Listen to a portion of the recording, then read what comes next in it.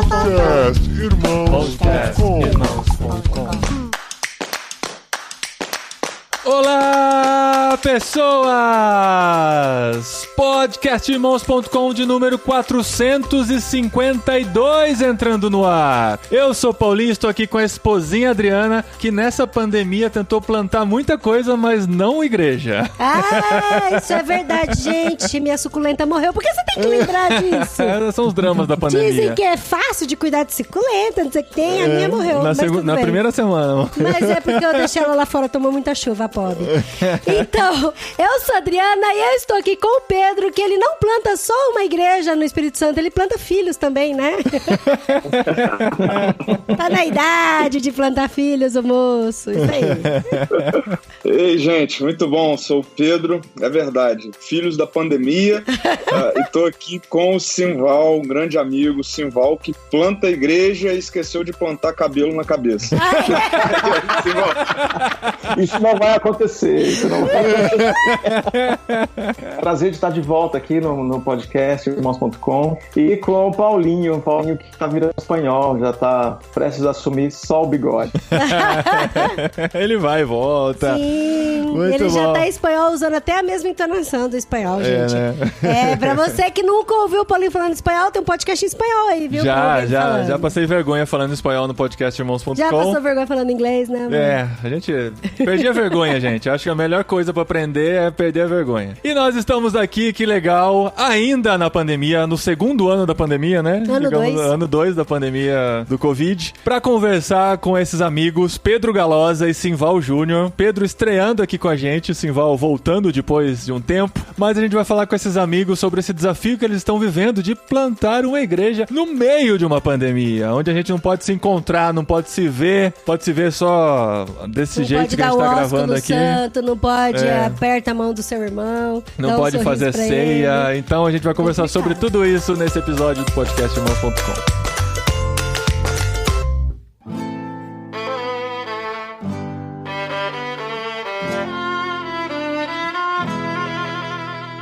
A gente tá vivendo esse momento que não precisa nem apresentar mais, né? Eu sempre falo que a gente usa esses episódios como documentos históricos pro futuro, as pessoas voltarem, entenderem como a gente vivia. Mas a gente já tem falado tanto sobre isso que nem precisa falar o que a gente tá vivendo. Estamos no meio dessa pandemia e quando a gente acha que vai melhorar, quando a gente começa a comemorar que a vacina tá chegando, as notícias vão piorando e nossos amigos estão plantando igreja. Estão começando aí esse desafio que, na verdade, começaram antes, né? E foram surpreendidos por toda essa situação. Foram pegos de carça curta, mas todo mundo foi pego de carça curta, né? Mas agora eles foram pegos de carça curta num, assim, de mega desafio, né? O Simval está em São Paulo, né? Plantando uma igreja no meio da selva de pedras. E o Galosa está no Espírito Santo. Vocês dois assumiram esse desafio antes, né? A gente teve algumas conversas antes de vocês iniciarem esses projetos. Eu queria, antes da gente entrar no tempo pandemia, queria entender na cabeça de vocês ou no coração de vocês, Deus colocou esse desejo e a pergunta que vem, assim, acho que naturalmente, por que plantar mais uma igreja, né? A gente tem, ainda mais agora a gente está estudando, né, a realidade da Europa, a realidade dos países com muito menos presença evangélica e aqui no Brasil a gente vê essa grande oferta de igrejas evangélicas, né? Por que no coração de vocês surgiu o desejo de plantar mais uma igreja nessa realidade brasileira? Uau, assim! Já de cara! Face, olha a cara dele. Amor, você já faz uma pergunta assim na lata? Não, mas isso é importante. Eu acho que é bom a gente ter essa reflexão. Sabatina logo de cara, então vamos lá.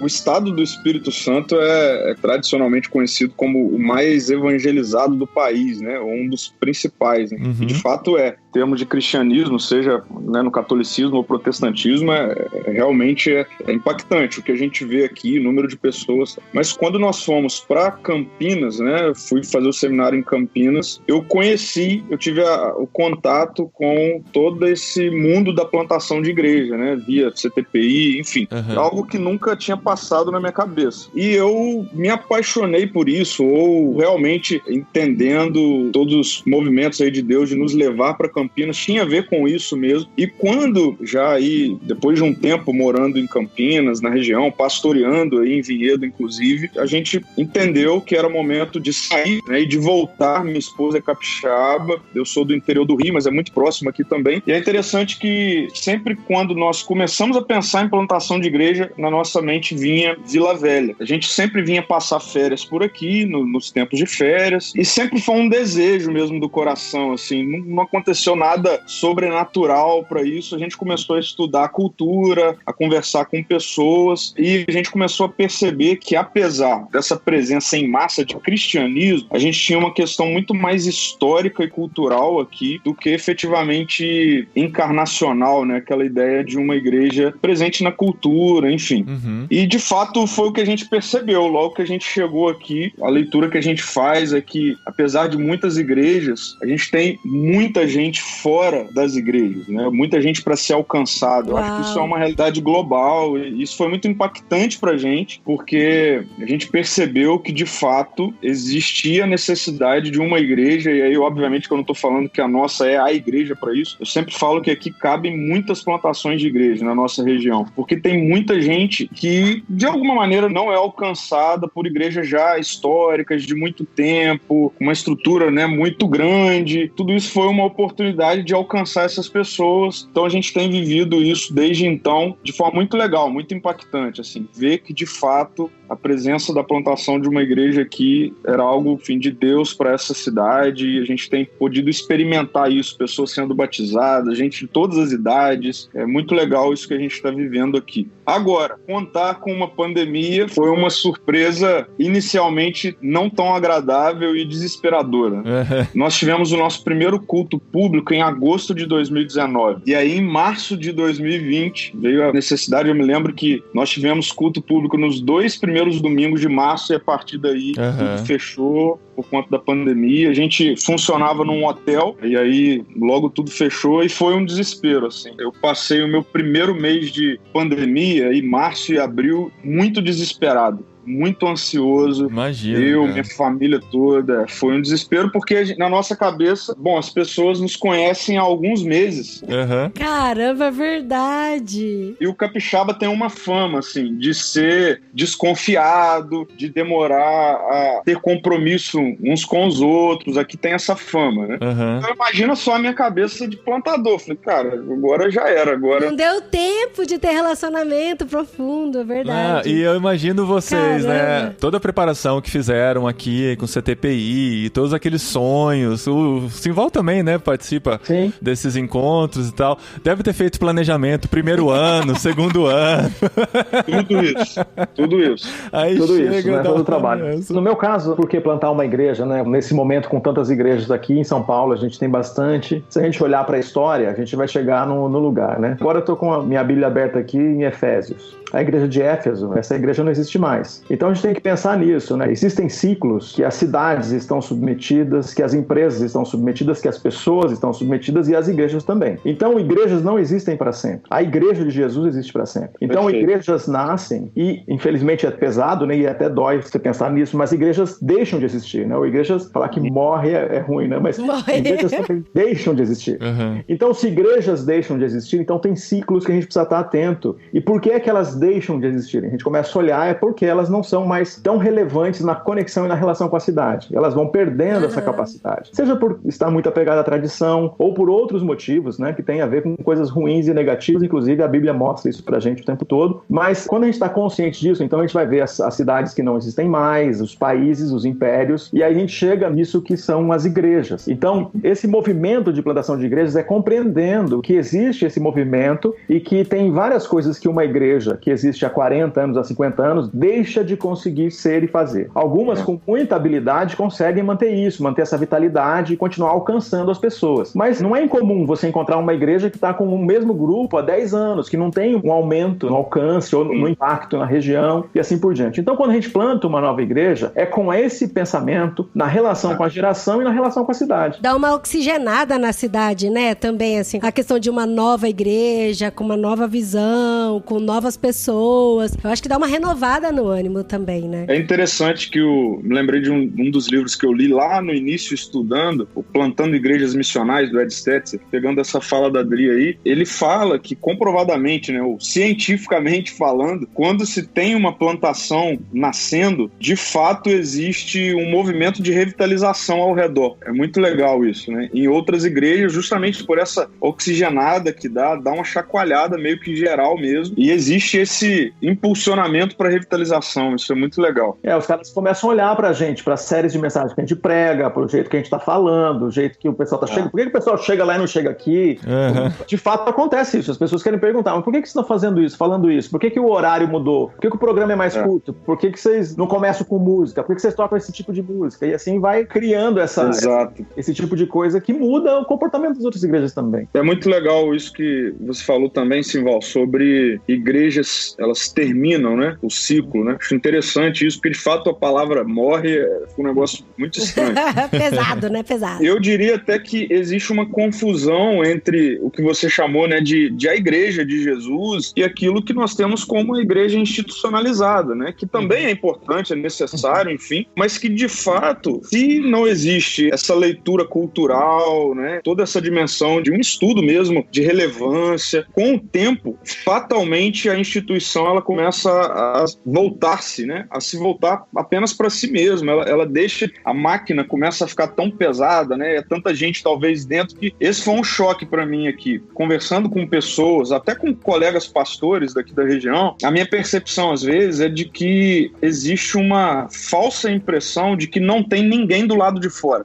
Ter essa cultura de que é um estado evangelizado e etc, assim, as pessoas sem perceber mesmo, porque começam a cuidar tanto da instituição, né, e de dentro, que perde o olhar para fora. E o entendimento é esse: será que tem alguém do lado de fora, né? Cara, como tem? E aí vem essa, de fato, da plantação de novas igrejas e da revitalização também, enfim. Então, eu queria até falar uma coisa aqui, pode ser uma imensa bobagem. Ainda bem que tem o esposinho pra editar depois. É esse momento de falar bobagem. Não é pra você editar isso. Não pode editar, tá bom. Mas é porque uma coisa que eu queria aprender, porque assim, eu tenho uma grande amiga aqui em Vinhedo que a gente conversa bastante sobre igrejas, sobre novas igrejas e sobre formatos de igrejas. Ela veio tradicionalmente de uma igreja presbiteriana, depois morou no sul por muitos anos e ela frequentou uma igreja pentecostal, assembleia, e hoje ela está aqui de volta numa igreja batista mais tradicional. E ela falou assim pra mim uma coisa que me chamou muita atenção. Ela falou: Adriana, tem pessoas que foram feitas pra frequentar a igreja pentecostal, tem pessoas que foram feitas pra frequentar a batista, tem pessoas que foram feitas pra frequentar a presbiteriana. E aí eu falei pra ela que é muito interessante porque assim, Deus nos criou com uma diversidade muito grande de pensamentos, de gostos, não só a questão cultural, mas a questão de formação, de personalidade mesmo. Então eu acredito também nessa teoria, e eu queria que vocês falassem até um pouco sobre isso, de por que a gente tem vários tipos de igrejas diferentes, que seria pra alcançar vários tipos de pessoas diferentes, com linguagens diferentes e até economicamente diferentes da gente, né? É que muitas vezes essa variedade, ela é vista como um ponto negativo, né, da igreja, porque ela foi se dividindo tanto, que hoje existem de todos os tipos, porque as pessoas não conseguem se relacionar para fazer algo mais uniforme, digamos assim. Mas existe esse outro lado de ver como Deus revela a sua multiforme graça através de multiformes igrejas também, né? Perfeito. A gente, quando olha para a igreja, a gente pode olhar para as igrejas que a gente tem nas cartas, né? Quando Paulo escreveu. Então, o jeito que Paulo fala com a igreja de Colossos é diferente do jeito que ele fala com a igreja de Filipos. Você pode pensar assim, de um jeito pragmático, são só temas diferentes. Não. São igrejas e agrupamentos de pessoas que, apesar de estarem na mesma cultura, dentro do mesmo império e tudo mais, têm jeito diferente de viver a igreja, e esse jeito que é muito bom, então tem um jeito que eles se relacionam e veem Jesus é uma coisa, mas eles têm problemas que são típicos de igrejas também, mas o que a gente está percebendo é que eles são diferentes. E essa diferença é que faz com que a gente pode usar esse termo que Paulo usa e que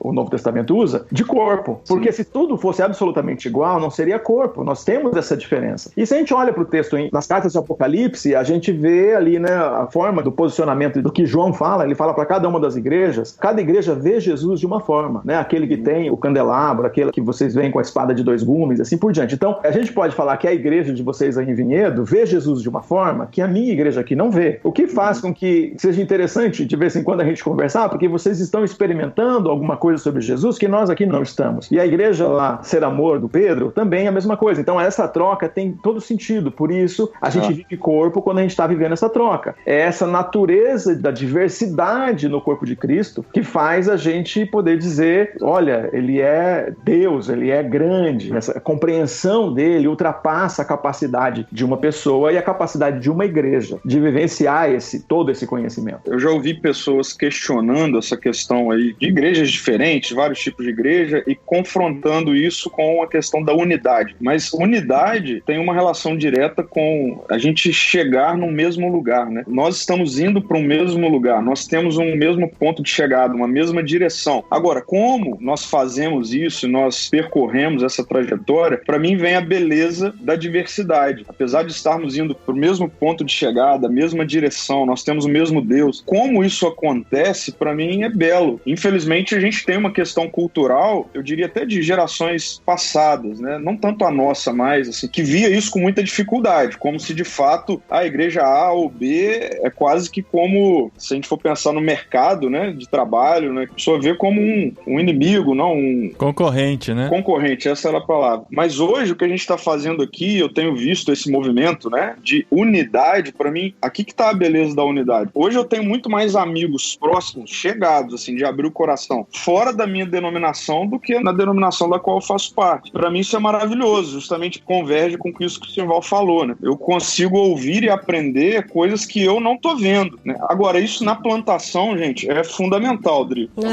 Para mim, na plantação, o senso de vocação é fundamental. Eu aprendi isso aqui na prática, assim. Eu comecei a ver que o quanto antes eu precisava mesmo discernir o que Deus estava querendo realizar e Ele estava me chamando para realizar. Então, isso me deu tranquilidade de, por exemplo, ver uma igreja fazendo tal movimento, tal coisa e entender assim, cara, maravilhoso aquilo que eles estão fazendo, mas não é isso que Deus está me chamando para fazer. Sim. Eles estão fazendo assim, não é por isso que eu também tenho que fazer assim. Que às vezes é uma confusão que acontece, né? Essa coisa da gente sacralizar, o jeito idolatrar, que a gente faz, né? Perfeito, o método. Então se lá aquela igreja usa luz e é toda preta, então é por isso que dá certo. Vou fazer isso aqui, né? Então tudo aí você isso, que leu Jamie K. Smith, você faz diferente. Exato. E nós entendemos. Então, assim, para nós, eu já vivenciei aqui nesse 1 ano e meio, 2 anos, a experiência de... Eu me lembro que agora de 3 famílias que chegaram e numa conversa mais profunda, assim, de como é isso, como é aquilo. Porque o primeiro momento é sempre assim, é isso que eu tô procurando, uau, nossa, era isso que eu queria, tal. Aí vem o segundo momento que é, mas não vai ter tal coisa, eles vão fazer isso assim. Isso que eu ia perguntar. Na igreja de onde eu vim, eles faziam isso, eu achava tão bom. Todo domingo. Por que não dá pra fazer aqui? Cara, mas isso que você falou é muito legal, porque se tem esse consenso de unidade, que mesmo sendo diferentes, estamos indo pro mesmo lugar, eu acho que assim, igual, né, eu não sou pastora, não sou plantadora de igreja, mas eu acho que tendo esse conceito na mente, é muito fácil você falar pro irmão, abençoa ele e fala, vai pra outra igreja, que lá eu acho que se encaixa muito mais com você, né? Exatamente isso. Com essas 3 famílias que eu me lembro que aconteceu, eu fiz exatamente isso. Eu falei, olha, eu vou te apresentar o pastor, é amigo meu, eu acho que tem tudo a ver com o que você tá buscando, com as suas expectativas. Eu vi isso no clássico Igreja com Propósitos, né? O Rick Warren que fazia isso, né? A pessoa chegava na igreja dele e falava, você não quer procurar? Tem outra igreja aqui que talvez tenha mais a ver com você e tal. Eu sempre achei isso incrível. Isso ajuda na plantação, sem dúvida.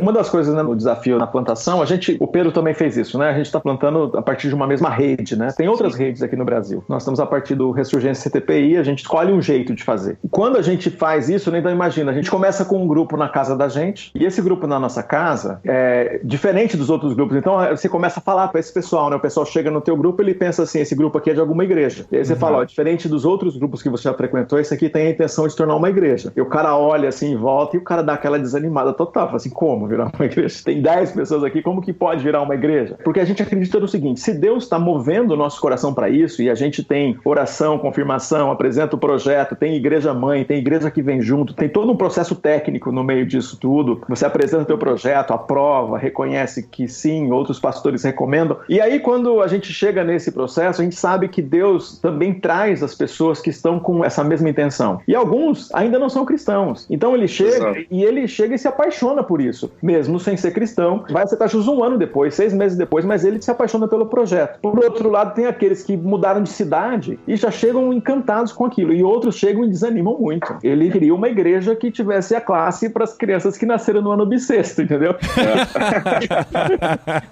E vai demorar para ter um negócio desse, né, cara?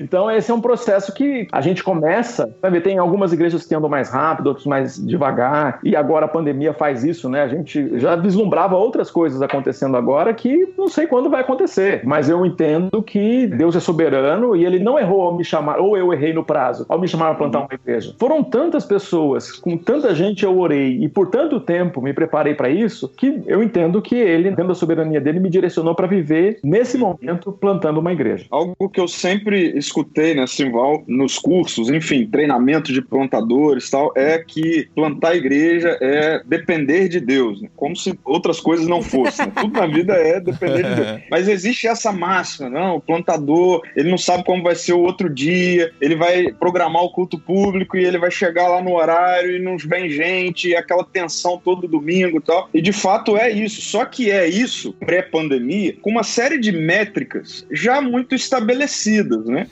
E aí, de repente, todas as métricas elas foram chutadas completamente. Caramba. Então hoje, eu sem dúvida, eu estava preenchendo relatórios alguns dias atrás e tinha lá uma pergunta, né? Como o evangelho tem te impactado nesse último mês, alguma coisa assim. Assim, eu ouvia que plantar igreja era depender de Deus, mas eu tinha um monte de métricas e de estrutura e tal. Nesse 1 ano e meio pra cá, eu experimentei que plantar igreja é depender de Deus. Então, sem dúvida nenhuma, isso me transformou completamente. E eu não passaria por isso se não estivesse plantando uma igreja na pandemia.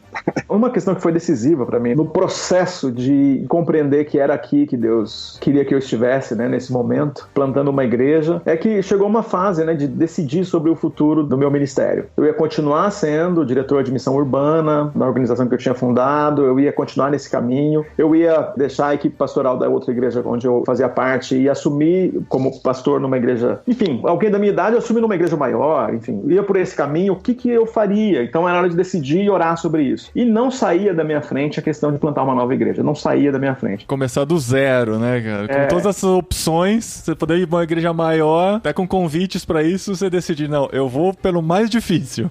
Pois é.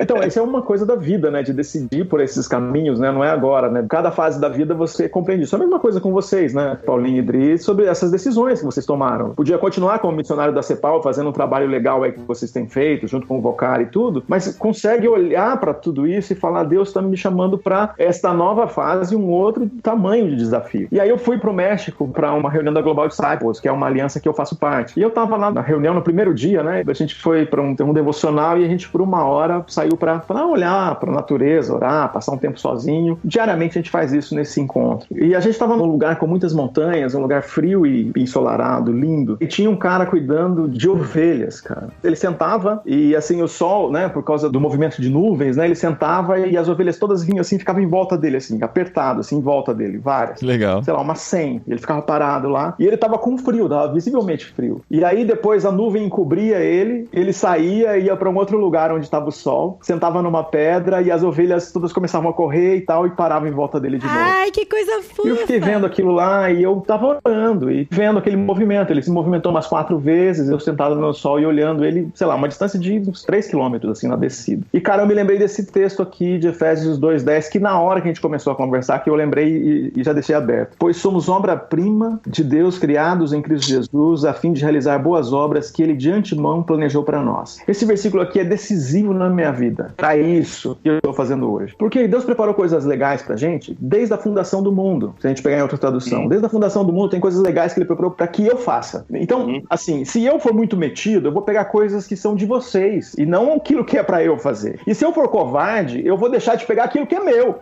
Então, naquela hora, eu tive uma iluminação, assim, Deus me falou, cara, eu tenho um negócio pra você, que você precisa ser corajoso pra pegar. Ou você vai pegar coisa de outro. Então, assim, pastorear outra igreja é coisa de outra pessoa. Pastorear uma dessas igrejas que eu tinha um convite, que o pessoal tava lá me sondando, mandando os e-mails e conversando, outras pessoas poderiam fazer. Agora, plantar esta igreja que eu estou plantando aqui é um desafio que Deus preparou pra mim desde a fundação do mundo, eu não tenho dúvida. Pra este momento de pandemia. Então, muitas vezes, assim, vem essa agonia de, cara, mas o pessoal não tá chegando, mas os recursos não estão vindo. Ninguém está citando Jesus. Eu queria ter batizado 20, batizei 4. No planejamento tinha 25. Mas essa boa obra que Deus preparou é para mim. Então é isso aqui. Então eu volto nesse texto entendendo isso. Então eu acho que de vez em quando a gente sofre porque a gente olha para o outro e fica pensando na boa obra do outro. A gente queria fazer a coisa que era do outro, né? Então é uma questão de discernimento. O que é que Deus tem para mim aqui nessa vida? E eu quero ir na direção do que Ele tem para mim. Porque é um negócio bem legal que Ele preparou para mim mesmo. Então vai dar muito certo.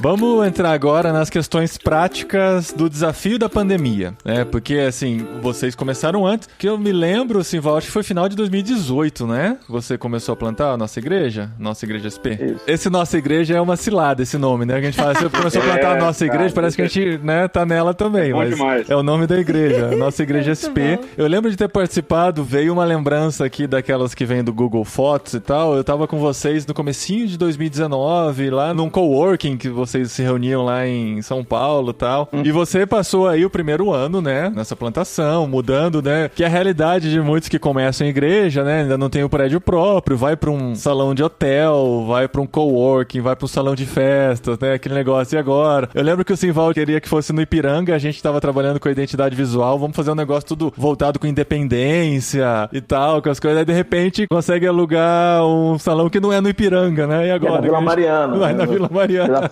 Muda a comunicação e tal. Mas então, é esse primeiro ano que está se descobrindo ainda, conhecendo a realidade. Primeiras pessoas começam a participar, o Pedro falou, né? Estavam descobrindo ainda mais ou menos a realidade do bairro, conhecendo todas as pessoas e sem aviso nenhum, de repente, de uma semana para outra, não pode mais se reunir. E agora, o que vai fazer? O Pedro já falou que passou 2 meses aí praticamente deprimido, muito triste. Você tá rindo, André? Não é deprimido, porque não foi deprimido, ele falou ansioso. Não, foi uma luta, né? Acho que foi mais do que a ansiedade, mas a decepção até, né? De todas as expectativas que eram criadas. A gente tá na beira da praia, não é possível ficar deprimido. Ansioso. Mas não podia ir pra praia mais, não pode ir pra praia. Não podia ir. Então tá justificado. Mas eu queria que vocês dois contassem como é que foi o passo a passo desses primeiros dias aí, o que vocês foram descobrindo. Como que vocês se reinventaram. Pra gente tentar entender se é que, né, essa reinvenção já aconteceu ou ainda está no processo, né? Mas vamos tentar. Imagina eles falando, não, a gente tá fechando a igreja, a pandemia acabou com a igreja. Eu tô voltando pra Campinas. Então, sabe o ciclo que o Simval contou? Então, meu Deus do céu, que horror. O ciclo era bem curtinho, né? Era de 1 ano e meio. Já cumpriu o papel, né? Por que não? Os 2 meses de depressão é trocando pneu com o carro andando, né? Não dá tempo de ficar em depressão, dormindo, deitado, sem querer levantar. Esquece. Depressão, eu tinha que resolver ela em horas.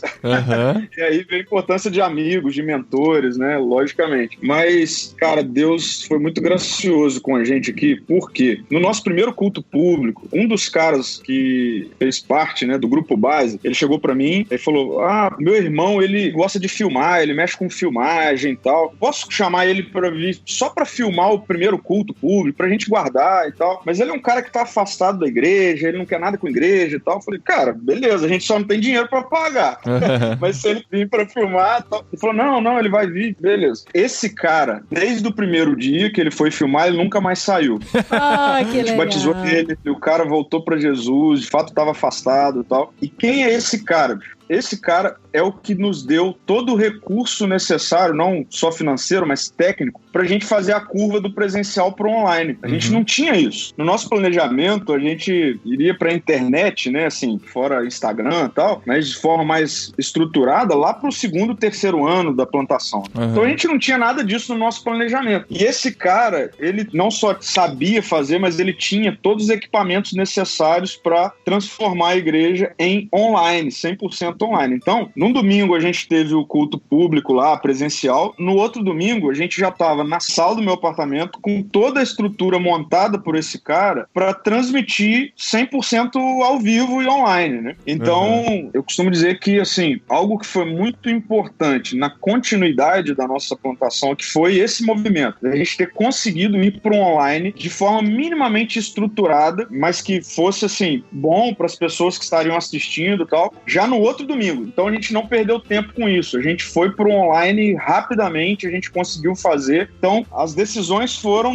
bom, a gente não tem como mais se reunir, a gente precisa ir para o online. E você não estava nem contando com esse cara no primeiro dia. Então. É muito doido. Providência divina. É muito legal. E esse cara, nós ficamos a maior parte do tempo, no ano passado, eu e ele apenas nos encontrando aos domingos, e um cara com a música, né, um cara que tocava. Então, 3 pessoas fazendo aqui o encontro, o culto, na sala da minha casa, né? Isso foi até agosto, assim, mais ou menos, né? E aí, o que aconteceu? O que foi muito interessante nós saímos de X pessoas do encontro presencial para um Y de pessoas no online, maior do que estava no presencial. Pessoas que não iriam no hotel começaram a assistir online. Nós priorizamos essa questão de, vamos pensar em séries de mensagens que consiga comunicar para esse momento, consiga ser relevante para esse momento, vamos ser o mais objetivo possível. Então a gente deixou para o online questões muito objetivas, mensagens muito rápidas, enfim, o encontro era muito rápido, a gente conseguiu pensar aqui em equipe que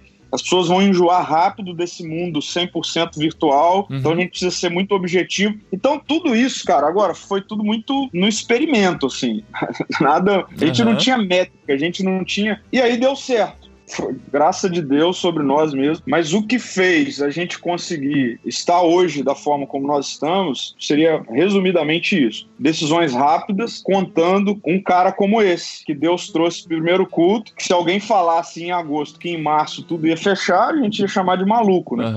Esse cara foi enviado aí por Deus para dar toda a estrutura que a gente conseguiu ter para ir pro online da forma como nós conseguimos ir. E isso sustentou a gente aí em termos de presença, né, na vida das pessoas, na vida de quem tinha chegado. E você, Simval? Eu quero ouvir a história do Simval, depois eu quero fazer uma pergunta na continuação sobre o que o Pedro contou aí dos cultos online e tal, mas quero saber como é que foi a experiência do Simval. Então, a gente estava alugando o auditório de um clube na Vila Mariana, bem acessível, assim, né, do ponto de vista da cidade, apesar da gente achar que o lugar não tinha a nossa cara, né, mas ele tinha o acesso que para esse momento era importante.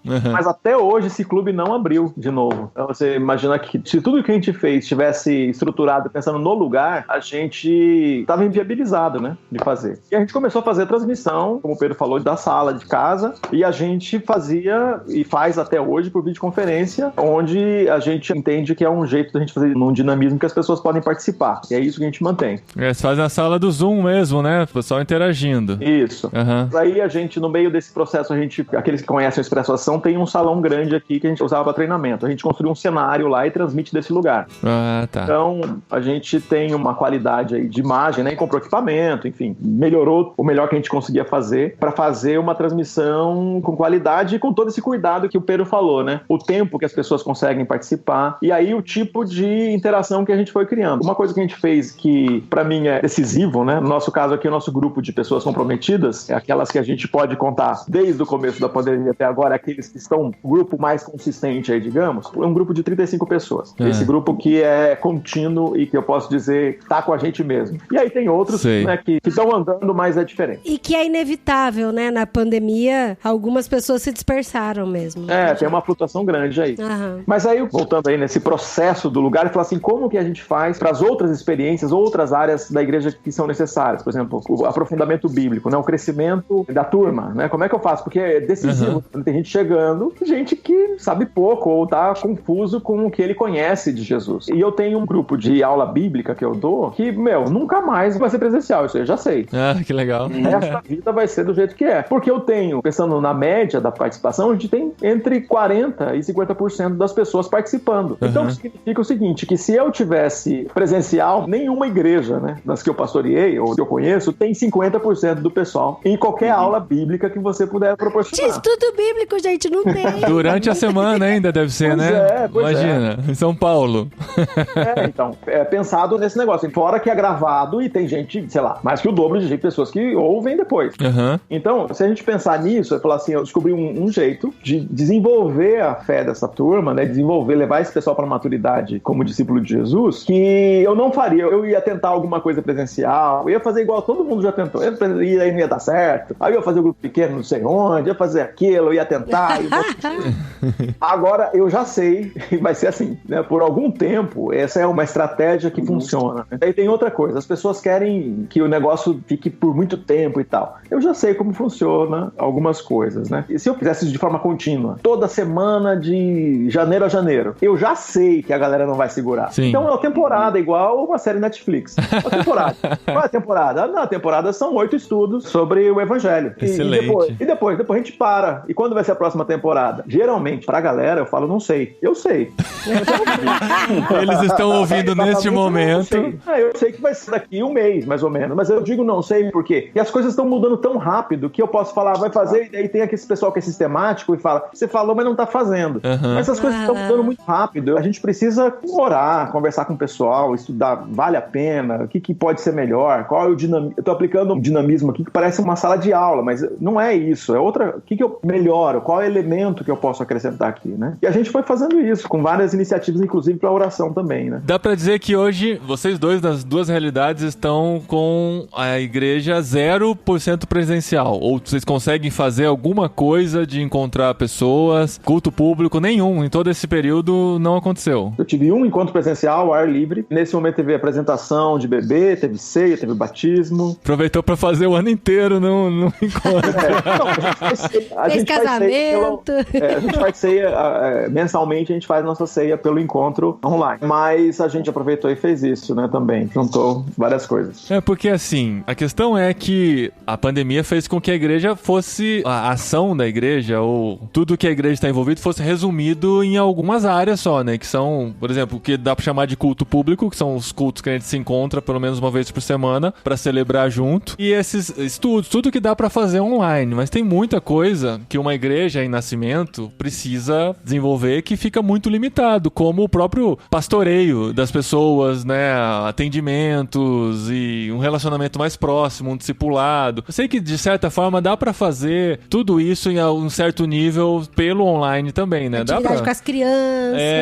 As crianças. A gente já fez um episódio aqui sobre a igreja na pandemia, que um amigo nosso disse que os que mais estão sofrendo nessa pandemia são as crianças, porque fazer cultos online, né? O relacionamento com outras crianças da mesma idade, igreja, tá bem limitado, né? Tem gente que... A pandemia começou, o filho tinha 1 ano, agora tá com 2 anos e ainda não sabe o que é relacionamento na igreja. Não sabe o que é uma igreja. Como que é um culto, como que é uma igreja. Não, eu vejo assim, a gente não tem criança tão pequena, né? O meu caçula fez 8 anos, mas eu não sei como que é pra ele frequentar uma igreja de novo, sabe? Assim, porque perde a referência muito rápido, né? 1 ano pra uma criança é muito tempo. O tio da escola dominical vai ter que ser bem criativo pra conseguir chamar a atenção das crianças quando voltar, né? É que tem assim, tem o fato de que nós continuamos estudando a Bíblia com eles. Não, sim, eu falo na questão de prender a atenção. Relacionamento, né? Como que vocês veem essas outras áreas que ficaram muito mais prejudicadas por conta da pandemia, principalmente para uma igreja nascendo? A experiência que a gente está tendo aqui é de uma igreja muito para quem nunca teve uma cultura de igreja. Eu tenho entendido até que essa é a nossa vocação mesmo, da Ser Amor, é alcançar. A gente não faz força mesmo para que venha pessoas de outras igrejas ou que, enfim. Com isso, eu diria até que eu tenho algumas facilidades de que as pessoas, elas não chegam com uma cultura já, assim, de ter tantos cultos por semana, de ter tantos encontros por semana e tal. Isso para mim foi muito bom. Tem sido uma experiência boa no meio do momento em que a gente está vivendo. Então, por incrível que pareça, é comum para as pessoas essa realidade online. Obviamente, está todo mundo saturado e nem mesmo no mercado de trabalho era tão online como está agora, né? Mas eu percebo que as pessoas, fora o círculo já religioso, tradicional, né, de igreja, para elas não é tão incomum assim a ideia de elas não poderem se reunir presencialmente, né? Nós que nascemos na igreja, cara, eu tô desesperado desesperado para reunir presencialmente. Uhum. É uma loucura, é insubstituível. Mas se a gente for analisar, tanto historicamente como teologicamente, eu tenho chegado até a conclusões interessantes de que, cara, a gente transformou esse negócio do presencial e tal em algo que nem era para ser. Uhum. Quando a gente olha, a gente vê um monte de gente, assim, desesperado por encontros presenciais, né? Às vezes eu percebo que é muito mais, é uma codependência mesmo de que a vida com Deus só vai gerar se for nesse ambiente e ela, de repente, se vê perdida nessa situação, né? Então, é óbvio que quando a gente fala de criança, a gente tem essas realidades, né, que precisa da socialização. É mais do que para se relacionar com Deus. Precisa de um aspecto, enfim, psicológico mesmo e social, é importantíssimo e tal. Então, na nossa realidade aqui, eu não tive tanto essa dificuldade. Tanto que hoje, sem medo de afirmar, eu sei desse dado, nós somos a única igreja que ainda não voltou aqui na nossa região. Nós somos a única igreja que não está tendo encontro presencial. Uau! Nós tivemos alguns encontros quando a poeira baixou mesmo aqui, que foi ali em outubro e novembro, né? Que assim, foi meio que nós entramos num engano, né? Mesmo, enfim, não, agora acabou a pandemia, né? E aí, de repente, em dezembro, a coisa veio com tudo de novo. Então, nós tivemos alguns encontros presenciais, mas desde o final de dezembro nós paramos, né? Então, pra gente, tá sendo uma experiência, como o Simval falou, eu não tenho dúvida que no retorno, a possibilidade de presencial, muita coisa não vai voltar, não faz sentido voltar. Por exemplo, pequeno grupo, os nossos, por incrível que pareça, estão funcionando bem. E as pessoas já estão falando assim, não, quando puder, a gente vai fazer um encontro no mês presencial e todos os outros vão ser online.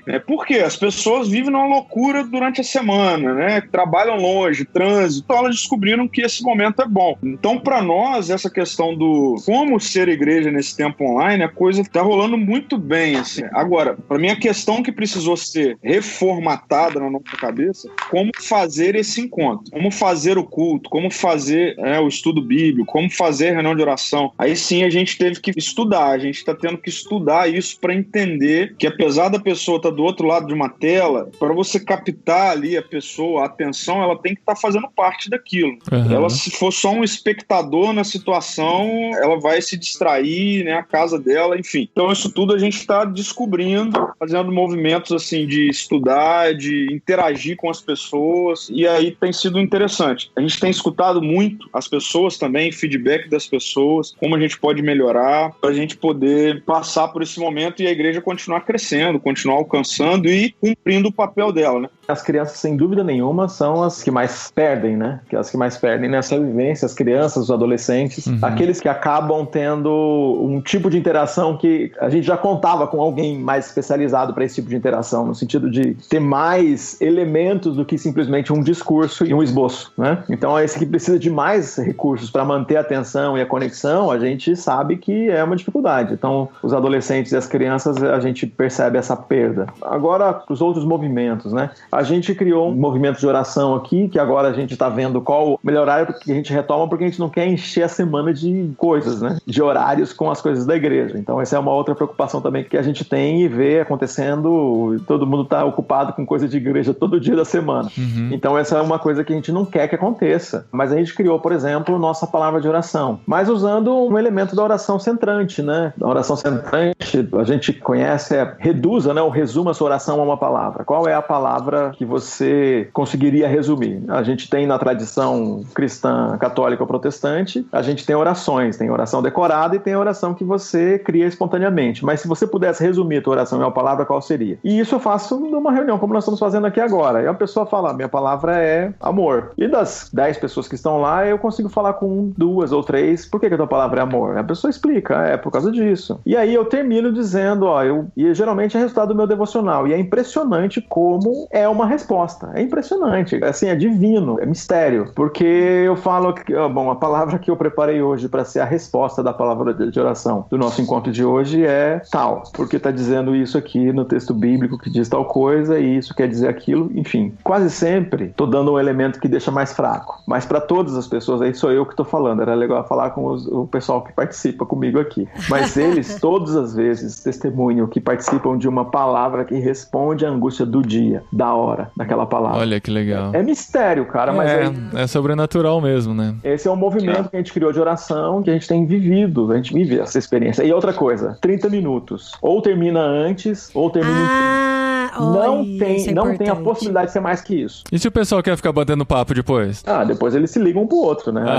Ali vai terminar. Você termina a ligação mesmo. Eu vou terminar em 30 minutos, é isso aí. Sim, Val, mas isso é tão importante. Olha, eu quero deixar claro aqui no programa, viu? Porque muitas vezes eu fico com preguiça de participar, não é bem preguiça a palavra, mas de participar de uma reunião, porque assim, eu tenho 2 filhos pequenos, a gente tem toda a dinâmica aqui de casa e tal, e a pessoa fala, vai ser 1 hora, vai ser 45 minutos. E aí você vê que não é 45 minutos, que não é 1 hora, é 1h30, 2 horas. Eu falo, cara, eu tenho a dinâmica da minha casa. Não que eu não goste de estar com as pessoas, mas agora se tem essa questão de saber, não, eu sei que é só meia hora, eu sei que é só 45 minutos, vai ter começo, meio e fim, não importa o que aconteça, não importa se a irmã fez um pedido de oração muito maior e tomou o tempo de todo mundo, e a gente vai acabar só com o pedido de oração da irmã.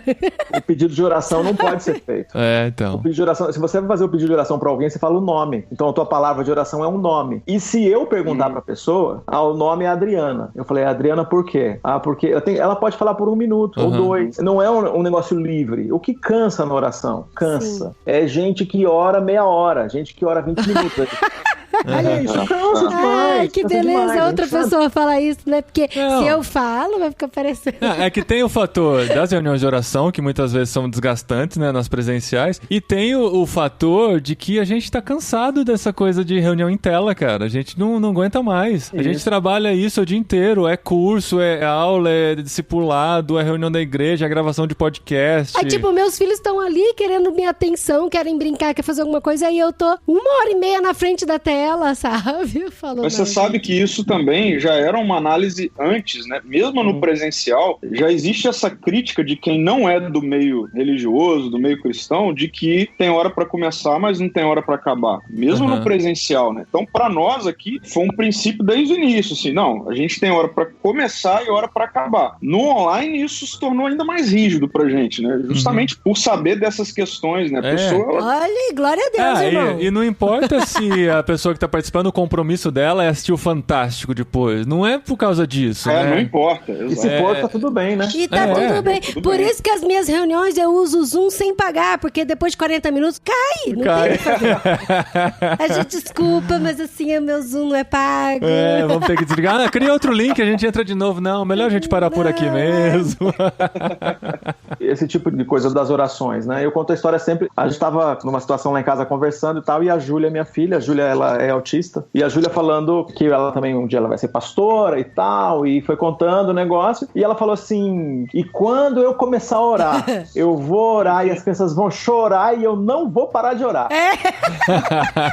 Então, assim, eu vou demorar, não sei o quê, e daí vai demorar quanto, Ju? Igual você. Aí eu tive um...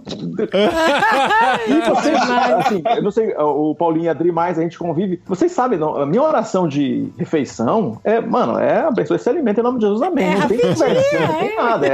É sempre objetivo. E mesmo assim ela falou isso. Então eu comecei a olhar pra isso e lembrei de quando eu era criança, como a oração da Dona Iracema era a oração mais chata da minha vida. Quando ia fazer divisão de pequeno grupo, você ficava, eu não quero cair no grupo da Iracema, no grupo da Iracema. Então, e aí pensando em quem chega, imagina quem chega. O cara nunca teve a experiência de oração. Tem que ser uma experiência inspiradora, tem que ser uma coisa que ele não fique vendido, né? Todo mundo fecha o olho no Zoom, todo mundo fecha o olho pra orar. Que loucura é essa? Então você fala assim, que alguém que chega e ele vai conseguir participar. É uma palavra. Qual é a palavra? É uma palavra de um negócio que eu quero. O cara dá a palavra dele. E ele pode explicar ou não. Ele pode falar, não quero falar. Pode falar o que ele quiser. Não tem problema nenhum. Então quem chega se torna um igual de quem já está. E a gente tem sempre, como uma igreja plantando, pensar nisso. O cara nunca participou numa reunião de oração da vida dele. Se eu explicar muito, estraga. Então se eu deixar leve, mano, todo mundo vai ficar à vontade, vai ser rápido, vai ser prazeroso, né? No sentido de ter uma experiência mística, né? E é isso que a gente pensou. Que legal, cara. A experiência de cada um, né? Como vai agregando, né? E como é muito particular, né? Pode ser que a realidade do Pedro,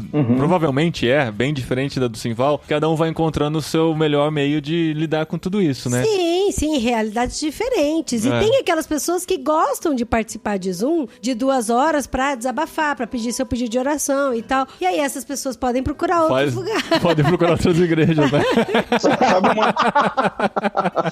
uma coisa que foi muito legal aqui pra gente com relação às crianças é porque a gente teve essa ideia de que, bom, a criança também ficar o tempo todo exposta à tela, imagina, né? Cabeça da criança. E aí a gente decidiu, já tem 5 meses que a gente tá fazendo isso. A gente envia um kit bem lúdico mesmo. Ele chega na casa de cada criança, né? De cada família chega esse kit, então, com historinhas pro mês todo e com algo pros pais montarem com ela, ou um fantoche, ou... E foi muito legal, assim, a experiência que a gente teve. E aí, a gente conseguiu, já no final, ter um encontro com as crianças. Aqui tem um lugar aqui bem bonito, não é na praia, mas é num, tipo um parque aqui, bem aberto, bem amplo, que a gente conseguiu fazer 2 piqueniques. As crianças iam com os pais, né, aquele lugar aberto, aí foi uma loucura, assim, foi emocionante de ver, de fato, a necessidade da criança de ter contato com o outro. Então a gente decidiu tirar ela da tela, então a gente teve até, acho que umas 2 lives nesse tempo todo, pra criança mesmo, com os tios lá contando a historinha, mas a gente falou, quer saber? Vamos mandar algo pra casa delas, pra elas fazerem com os pais e tal, e quando puder a gente faz um encontro presencial com elas num lugar aberto. Foi muito legal a resposta, o feedback foi muito interessante. Então com as crianças a gente decidiu ir por esse caminho, tentar tirar elas do online mesmo, da tela e tal, e foi bem legal, feedback bem legal que a gente recebeu.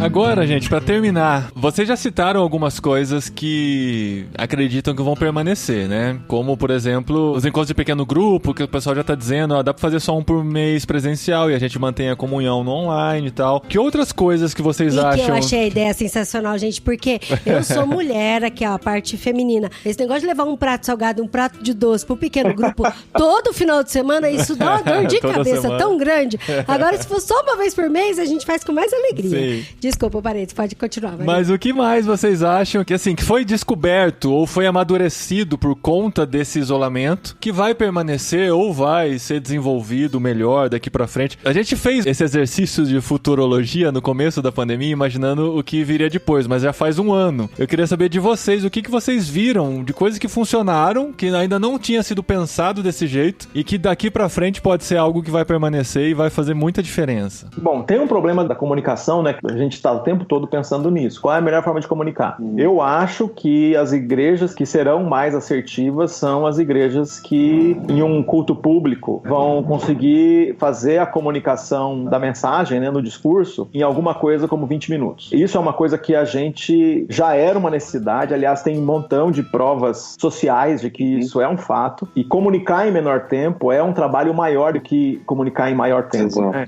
Os argumentos arborizados que a gente vê em algumas mensagens, né? É só abrir o YouTube que a gente vai abrir mensagens longas e você vai perceber que o argumento parece que não vai para lugar nenhum e a pessoa não está construindo, né, os degraus para chegar no final. Ele tá perdido, parece. Tá fazendo um catadão de informações, né? Isso.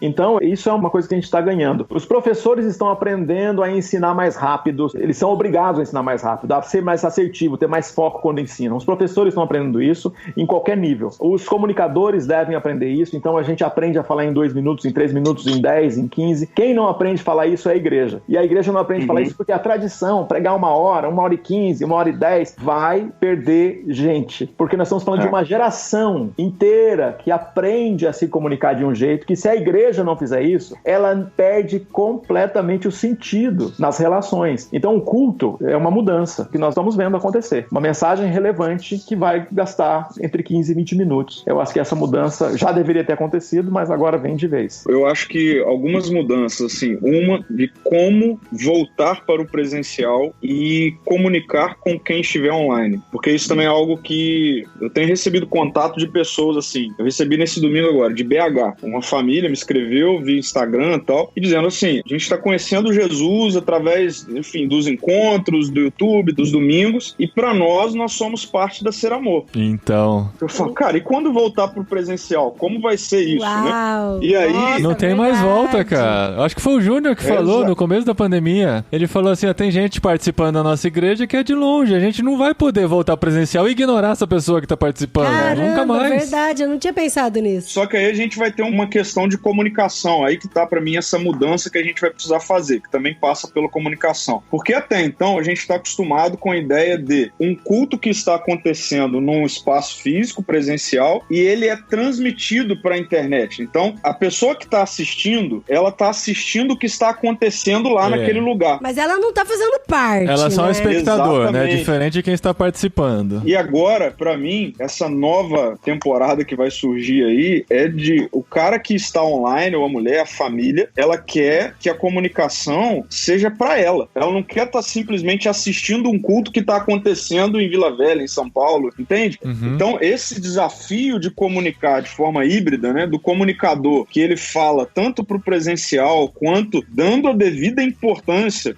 a quem está online, porque vai acontecer por um bom tempo, provavelmente, de você ter um maior público online do que no presencial, mesmo com a volta, mesmo com o retorno. Então, para mim, tá aí uma mudança que vai acontecer e passa pelos comunicadores e pela equipe de comunicação das igrejas, de como vai conseguir gerir isso. E, para mim, uma segunda transformação vai ser no aspecto de estrutura mesmo, estrutural da igreja. Já não fazia muito sentido essa coisa de um espaço físico que só abre domingo. Sim. De você ter uma demanda financeira e etc., de investimento que você só utiliza no domingo. Para mim, isso vai fazer menos sentido ainda. Para as pessoas, na cabeça das pessoas. Então, a gente tem empresas que estão entregando os prédios. Empresas que funcionam de segunda a sexta, segunda a sábado, e elas estão vendo que não, é melhor entregar os prédios e trabalhar em casa, né? Fazer home office, tal, etc. Como que a gente vai responder isso? Então, para mim, vai ter uma mudança aí. O que a gente está fazendo? Deus deu uma oportunidade para a gente aqui de ir para um espaço. A gente saiu do hotel, porque para nós o hotel também, provavelmente ele vai deixar de ser estratégico porque as pessoas vão procurar pessoalidade. Não, é um auditório que a gente alugava. Mas sair do hotel e ir para um prédio domingo também não fazia muito sentido. Então, a gente está preparando o que a gente está chamando aqui de espaço ser amor. Não vai ter nome igreja em lugar nenhum e a gente vai estar abrindo uma cafeteria, um coworking, vai ter um espaço de meditação cristã. Meu sonho, cara. Meu sonho Muito ter uma legal. igreja Não, assim. falou cafeteria. Falou cafeteria. Mesmo o auditório nosso, ele está sendo preparado para ceder para empresas darem palestras, treinamentos durante a semana. E a gente vai se reunir domingo e aí a gente utiliza domingo para os nossos encontros. Então, eu acho que esse paradigma de igreja é lá, naquele lugar, precisa ser revisto para nós. Assim, a igreja é ali naquele lugar, naquele prédio. A gente está num bom momento de rever essa mudança, né? Então, para mim, a comunicação vai precisar ser revista e a questão estrutural a gente vai precisar rever como uma oportunidade, nem só como uma necessidade. Acho que é uma boa oportunidade da gente rever e entregar espaços para as cidades, para os bairros, para as pessoas, em que elas vão poder ser acolhidas, elas vão poder trabalhar ali, e aí vai fazer sentido para elas. Poxa, deixa eu conhecer o que acontece ali domingo, né? Então, acho que isso vai ser uma transformação interessante que a gente pode viver como igreja aí nas cidades, né? No CPPI, no último congresso que foi online, a gente ouviu o Larry Osborne falando que a gente tem um desafio de mudar da igreja que era igreja teatro para igreja cinema, porque igreja teatro você fica, né, olhando para os nossos cultos, né? Você sabe, tem os sinais ali que você já sabe qual é a última canção, a hora que vai entrar o palestrante, o pregador, a hora que tem alguma coisa especial, as crianças vão fazer alguma coisa, você já sabe ali pelo movimento, é aquela coisa do teatro, você sabe que a deixa está acontecendo. Agora, na igreja cinema você não vê isso, você vê tudo acontecendo e a gente gosta daquelas cenas que estão em plano sequência, aquela coisa que está bem pensado e uma coisa entrando junto com a outra, sem esses cortes longos, essas reticências infinitas. Então a gente tem que aprender a fazer isso. Então eu acho que as igrejas que mais vão sofrer com essas mudanças são aquelas que estão mais arraigadas na tradição e tal. E esses que estão com agilidade de mudança, né, já com o dinamismo típico desse tempo, vão conseguir aplicar essas mudanças mais rápido. Que legal que, assim, vocês já têm essa cabeça muito mais de conversar, né, de forma contemporânea com a comunidade, né, vocês já estão integrados a isso há muito tempo e estão com esses ouvidos atentos para entender no meio de tudo isso como toda essa situação pode corroborar, né, para o que está acontecendo com a igreja brasileira. Muito legal ter a experiência de vocês aqui. E agora, em uma palavra, uma oração. Eu gostei, eu vou aplicar isso pra vida.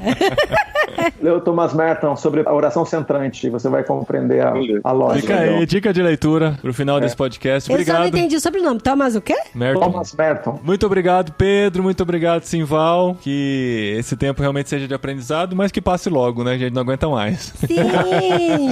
E orem por nós, tá? Uma palavra, fronteira, pra vocês. Pra orar por nós.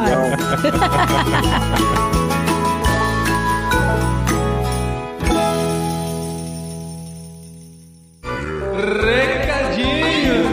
Legal, fecha, roupa, No programa anterior. que Muito obrigado.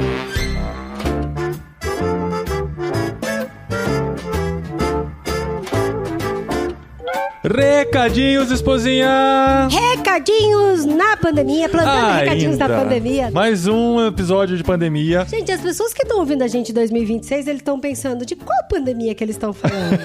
Será? Que a gente tá vivendo agora ou daqui? Ai, que horror. Gente, completamos um ano e ainda estamos falando sobre como sobreviver a ela. Continuamos fazendo planos para pós-pandemia, não sabemos exatamente se esse pós existirá. Que pessimista isso, né? Olha só, sabe que agora me ocorreu algo? Hoje, dia 16 de março de 2021, está completando um ano, exatamente um ano que a gente tá dentro de casa. 16 de março, 16 de março. Porque acho que 15 de março a gente foi no aniversário do nosso sobrinho. Sim. E 16 não saímos mais. Muito bem lembrado. 16 de março. Feliz aniversário! Feliz aniversário de pandemia. Feliz aniversário de abre aspas, lockdown fecha aspas. E estamos aqui enfrentando mais um. Que animação, né, gente? Que alegria. Dá pra sentir contagiante a nossa alegria de comemorar essa data. Vocês estão vendo como a gente tá conectado, né? Outro dia, um ouvinte escreveu assim: gente, parece que a Adri tava em outro mundo. Aí o Paulinho abre a porta e grita: Adri, vem gravar recadinho. Daí a Adri sai do mundo dela e entra no mundo dos recadinhos. Sem saber o que tá acontecendo de verdade, nada né? a ver, absolutamente. A gente tá super sintonizado. Sintonizados aqui, trabalhando o dia todo juntos. A Adri tava passando aspirador na casa agora, preparando almoço, depois de uma reunião de 1h30 que fizemos em inglês, né? Aí meu cérebro só funciona até 45 minutos. Então exato. Imagina. Outra metade eu tive que segurar as pontas sozinho. E depois, mais tarde, ele vai explicar pra mim o que foi. Exato. Ainda bem que quem participou da reunião não entende português, né? Muito bem, gente. Mas olha só. Falamos sobre igreja na pandemia e nós estamos vivendo essa coisa da mudança na pandemia, né? Nós pensamos, a vida está tranquila demais, vamos mudar pra Europa no meio de uma pandemia, quando os números estão lá em cima. Falta pouco mais, daqui uma semana vai faltar um mês pra nossa viagem, que está marcada pro dia 22 de abril. Inclusive ontem nós tivemos a notícia de que nosso voo foi cancelado. Olha, sofremos um mini infarto. Ficamos mais 1h30 no telefone, 1h30 na reunião hoje, 1h30 no telefone ontem, pra conseguir remarcar para o mesmo dia, 7 horas mais cedo. É isso, 7 horas? 6 horas mais cedo. Então vamos embarcar ainda no dia 22 de abril, se não mudar de novo até lá. Mas seguimos aqui nos mesmos planos, como se estivéssemos na perfeita paz e tudo estivesse dentro do controle. Porque, como diz um amigo nosso, falou que agora não é hora da gente surtar. A gente tem que estar equilibrado emocionalmente, a gente tem que estar tranquilo e seguindo o curso normal das coisas, que o resto Deus tá cuidando, né? Exato. Então... Nós estamos muito tranquilos, apesar do tremor na pálpebra esquerda, né?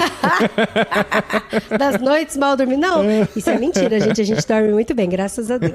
Mas estamos aqui nesse plano das nossas missões na Europa. Inclusive, gente, você já sabe que você pode contribuir com o nosso ministério, né? Ou por curtir muito os podcasts e achar que de alguma maneira quer contribuir com ele também, ou por nos amar e entender o nosso chamado para a Europa, você já pode contribuir e participar da cabineirmãos.com. E a boa notícia é que nós já podemos receber dinheiro na Europa, olha aí. Então, se você está principalmente nos Estados Unidos ou em qualquer país da Europa, entre em contato com a gente, que você pode se tornar mantenedor em dólar ou em euro, e isso vai ajudar bastante a gente também, tá bom? Então, entre em irmãos.com/cabine ou escreve pra gente nas redes sociais pra você descobrir como você pode contribuir com a gente na Europa. Inclusive, eu quero falar uma coisa aqui pra vocês. Algo aqui, ó, inesperado, sem estar lugar combinado. Agora, eu não faço ideia do que a Adri vai falar. Vai sentir como eu me sinto quando ele me chama pra gravar os recadinhos. Diga. Mas é o seguinte, durante muito tempo, eu e o Paulinho, a gente esteve em oração, conversando com Deus pra saber com relação às nossas coisas aqui. Porque assim, a gente tem fogão, geladeira, sofá, tudo que uma pessoa normal tem dentro da sua casa. E por muito tempo a gente tem orado, sabe? Falando, Deus, é pra gente vender, é pra gente doar, é pra gente vender, é pra gente doar. E assim, todas as vezes que a gente se depara com esse tipo de oração, alguma situação vem de encontro com a gente. Então, por exemplo, eu tava olhando meu fogão, minha geladeira e falando, e agora? Eu vou pôr pra vender ou vou pôr pra doar? Daí lavei, areei, como diz minha mãe, né? Areei as peças, tudo pra deixar tudo bem bonitinho, bem brilhante pra gente fazer a foto. Fui lá, fiz as fotos, bonitinho. Fez as fotos. As fotos ainda estão no celular. Sim, nunca vi fogão mais limpo na minha vida. Quase que eu quis levar ele pra Espanha, de tão bonito que ele ficou. É engraçado isso, só um parênteses aqui, né? A gente tá arrumando muitas coisas pra se desfazer delas. A gente ficou tipo 5 anos com a coisa meio quebradinha. Com a saboneteira do banheiro com a saboneteira quebrada, com a dobradiça do armário quebrado. Agora a gente arruma pra se desfazer. Por que não arrumou antes, né? Não é verdade, muitas emoções. Daí e o fogão tá limpinho pra poder limpo, se desfazer, né, dele. Daí eu peguei e fui dormir, aí eu fui orar. Falei, ai Deus, será que vale a pena a gente vender? Eu sei que assim, financeiramente a gente conseguiria um dinheirinho legal e esse dinheiro pode nos ajudar lá na Espanha, de alguma forma, ou até com alguns custos aqui do Brasil, porque, gente, a gente ainda tem um monte de custo. Custos pra ir embora. E aí eu peguei e fui dormir. Quando foi no outro dia eu acordei, eu faço parte de um grupo de desapego aqui de Vinhedo, porque eu falei, qualquer coisa, eu jogo minhas coisas nesse grupo de desapego e tento vender lá. E tem cada coisa sendo vendida lá, né, Adri? Gente, essa semana venderam uma lixeira no formato de lata de tomate. Eu adorei, fiquei com vontade de comprar. Lata de tomate? Sabe aquelas latas molho de tomate? De molho de tomate de latinha antigo?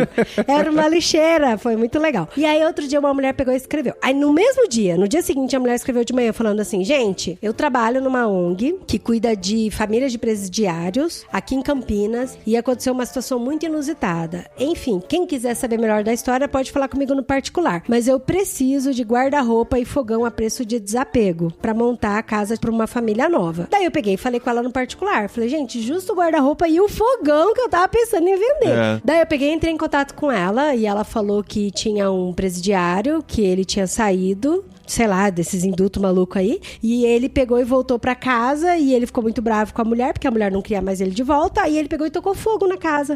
Tacou fogo na mulher e tacou fogo nos filhos. Então ela até mandou foto pra mim, assim, eles sobreviveram, tiveram queimaduras e tal, mas a casa foi destruída. A casa foi destruída. A mulher não tem absolutamente mais nada na casa, mais nada. E de família muito simples. Daí eu peguei e escrevi pra ela, falei, olha, eu tenho algumas coisas aqui que eu poderia doar, você pode vir aqui na minha casa? Aí, tipo, a mulher, sabe, saiu lá do outro lado, muito mais longe de Campinas, eu até achava que eles moravam em Campinas, mas não. Veio aqui em casa, e aí ela viu meu guarda-roupa, viu meu fogão, viu o liquidificador, daí eu fui dando as coisas pra ela. E aí, na hora de despedir, a mulher ficou super emocionada, sabe? E aí ela falou assim, eu tenho certeza que você foi um anjo que Deus mandou pra gente. Porque a mulher tava desesperada, não sabendo como que ela ia reconstruir a casa dela, e você foi parte disso e tal. E assim, eu não falo isso pra vocês nossa, olha como a Adri e o Paulinho é bonzinho e tal. Mas como que assim, realmente Deus tocou no meu coração de que era pra eu doar as coisas. E paralelamente, ao mesmo tempo, enquanto a gente estava se desapegando dessas coisas que intentávamos vender, agora eu usei a palavra em espanhol, hein? Que pretendíamos vender, a gente recebeu contato de pessoas querendo contribuir com o nosso ministério. Então, assim, a gente fica muito mais feliz e a gente tá fazendo basicamente isso durante essa mudança. A gente tá desapegando livremente das coisas, doando pra quem precisa. Mas se você estiver doando pra alguém que vai vender, tanto faz o que ela vai fazer com o que a gente tá doando, entendeu? Se a pessoa vai vender e vai conseguir dinheiro que vai ajudar ela no sustento, vai ser bênção também, entendeu? Sim, sim. E ao mesmo tempo, nós estamos recebendo novos mantenedores, novos parceiros que estão entrando junto com a gente. Então a gente decidiu esse estilo de vida nessa nossa saída agora. Então estamos nesse processo aqui, vendo pequenos milagres de Deus todos os dias. Estamos caminhando nesse objetivo de chegar na Espanha ainda em abril e dispostos a ouvir a voz de Deus e deixar Ele mudar os planos conforme a vontade dele, mas queremos que vocês orassem por nós, caminhassem junto com a gente. Esse mês que falta vai ser bastante intenso para nós, porque estamos no processo de entrada em Cepal Espanha, todas as milhões de formulários que temos que preencher, tudo que está acontecendo na nossa vida nessa questão do desapego e do trabalho que precisamos continuar. Então necessitamos muito das orações de vocês e da parceria de vocês, que é muito importante para nós nesse momento, e daqui para frente com certeza vai ser mais importante do que nunca. E a gente não pode esquecer que a gente tá sempre numa batalha espiritual, né? Porque a gente tá indo pra lá lá pra sinalizar o reino de Deus lá. Então, assim, várias pessoas que nos conhecem e que também conhecem a realidade da Europa falam, gente, vocês têm que orar muito e pedir pro pessoal orar muito por vocês, porque vocês estão entrando num campo de batalha espiritual muito grande. Então, a gente gostaria de pedir pra que vocês continuassem a oração por nós também, né? Então, entra em irmãos.com/cabine ou irmãos.com/na Europa, né? Que na Europa tem o nosso projeto missionário, o Cabine tem sobre irmãos.com e tal, e as duas formas de contribuir vão chegar na gente e vão ser bênção. Não esquecendo de reforçar aqui que semana passada tivemos jet lag maravilhoso com o Akira, uma história incrível do menino que tá lá na França sendo muito usado por Deus e aprendendo muito, a gente aprendeu muito com ele. Inclusive, essa semana que foi o aniversário de irmãos.com, que daqui a pouco a gente já vai falar um pouquinho sobre isso, vai? O Paulinho abriu uma caixa de perguntas falando, o podcast que foi muito fantástico e que você gostou muito, e algumas pessoas colocaram o podcast do Akira já, o sabe? mais recente. Nossa, o mais recente já foi já tá o que mais impactou. Mais marcantes, com certeza. E na semana que vem tem literário com o livraço do Tim Keller, Ego Transformado, que você lê numa sentada, literalmente. A semana passada tava menos de R$10 na Amazon, tanto o livro físico quanto o digital do Kindle. Pra você comprar e contribuir com a gente com uma comissãozinha, entre irmãos.com/Amazon, procura pelo livro e adquire lá. Dá pra ler muito rápido mesmo, e a gente vai gravar nessa semana e você vai ouvir na semana que vem essa nossa conversa sobre o livro do Tim Keller. E quantos anos irmãos.com fez, marido? A gente falou, né, no 450 que o podcast completou 15 anos na última sexta-feira. Olha só. Anos. E no mês que vem o site vai completar 23 anos. Então, gente, a gente tá bem nessa meiuca entre aniversário de irmãos.com e aniversário de podcast. E eu não gostaria de terminar esse programa sem agradecer todos vocês que nos ouvem, que compartilham os podcasts e que, assim, continuam nos marcando nas redes sociais e todos os lugares. E olha só, vocês podem até ressuscitar podcast antigo que vocês escutam, porque, assim, tem gente que fala pra mim, já é a quarta vez que eu tô ouvindo o podcast 260, sabe? Podcast super antigo. Marque a gente lá nos stories, aquilo que você tá escutando, faça um comentário, porque isso é muito legal pra gente. Isso, viu? A gente vai repostar, na maioria das vezes a gente reposta, faz um comentário em cima, coloca um gifzinho, é muito legal vocês ajudando a gente a divulgar o nosso conteúdo, a gente agradece demais e a gente se vê no próximo episódio com o literário do Ego Transformado. Sim, e aí lá com certeza os recadinhos vão ser bem menores, viu? Pode ficar tranquilo. Até semana que vem. Até lá.